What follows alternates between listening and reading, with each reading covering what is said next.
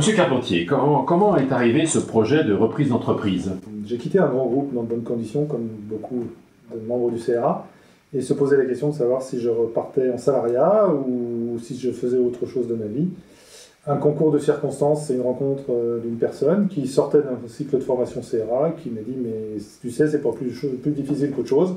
Tu es capable de faire ça aussi, il faut juste faire les bonnes formations, connaître un peu l'écosystème, savoir s'entourer, et c'est que du bon sens. » Alors après avoir fait la formation, non seulement CCIP et puis en plus de CRA... Effectivement, cette formation du CRA qui est, je le rappelle, assez dense et physique, mais a comme vertu de donner tout le vernis nécessaire à la compréhension d'une reprise, le LBO pour les nuls, entre guillemets, si on peut l'appeler comme ça, et ça a aussi capacité à faire rencontrer un certain nombre d'interlocuteurs qui sont après directement choisis comme partie prenante, comme partenaire. Et en gros, quand on sort de la formation CRA, non seulement on a la connaissance, mais en plus de ça, on a son équipe constituée déjà dans sa tête. Ah, et donc là, vous avez pris un conseil acheteur de façon à vous faciliter et gagner du temps. J'avais pas l'intention d'y passer beaucoup plus de temps que ça, parce que à la cinquantaine, les années passent vite. Hein. Et donc j'ai décidé dès le début de commencer, même avant le choix de l'expert comptable et de l'avocat, d'un conseil en fusion-acquisition côté acheteur, qui m'a fait le sourcing, qui m'a pris les rendez-vous, c'est lui-même qui a fait le phoning, qui m'a accompagné sur l'intégralité de la démarche et jusqu'au bout du dossier. Donc finalement, vous n'avez regardé qu'un nombre limité de dossiers. Complètement. C'est qu'en fait, très rapidement, les ratios c'est quoi? Je lui ai ciblé une cinquantaine d'entreprises très ciblées dans mon domaine d'activité. Il a pris 5 rendez-vous, on a donc vu 5 cédants. Dans les 5 cédants, on en a éliminé assez rapidement 3 pour trop petits, pas intéressants et autres. On a sélectionné 2, et dans ces 2, il y avait l'entreprise ITM. Et donc, qu'est-ce qui a fait que très rapidement, avec le cédant d'ITM, M. de Souza, le fit s'est établi?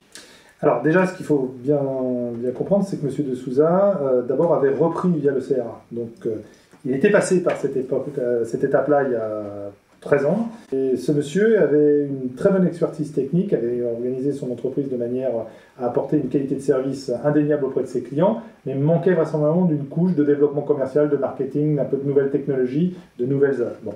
Et il a retrouvé en moi quelqu'un qui l'aurait bien peut-être aimé embaucher un peu plus tôt comme directeur commercial, mais qui pour le coup était en totale adéquation dans un process de reprise. Vu qu'il savait ce que c'était qu'acquérir une entreprise, en termes de fixation du prix, de négociation... En fait, les choses ont été très simples, très rapides. C'est-à-dire qu'en gros, il n'avait pas l'intention de vendre plus que le prix, mais pas moins que le prix. Mes conseils et les différents avis qu'on avait pris nous faisaient comprendre qu'il était complètement dans le prix du marché. Je ne dis pas qu'on n'a pas essayé un peu, mais bon, globalement, on s'est trouvé sur une situation où il a même laissé la mariée un peu plus belle que ce qu'il avait vendu.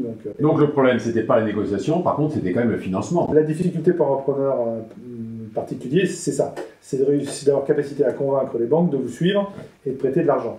Bon, ce qu'il faut retenir, c'est que de toute façon, quand un dossier est bon, on trouve de l'argent. Même en 2013 ou en 2014, j'ai vu 9 établissements bancaires, j'ai eu 5 réponses écrites favorables. Et néanmoins, vous avez cherché toujours à diversifier les différentes sources de financement. J'ai pris 2 établissements bancaires qui ont cofinancé la dette, plus BPI, qui est intervenu en garantie et en financement également. Ce qui a sécurisé un peu tout le monde, en fait. La date de closing, petites incertitudes et petites frayeurs quand même. Un petit rappel calendaire, en fait. Ouais. Hein. Première visite au mois de mai, lettre d'intention signée au mois de septembre, protocole en décembre. On se dit, ça y est, allez, en janvier, on est dans les murs. Bon. Le cédant est malgré tout mettre à bord. Il a beau avoir signé un certain nombre de papiers, mais il prend un peu son temps. Le mien avait besoin de conseils liés à sa situation personnelle.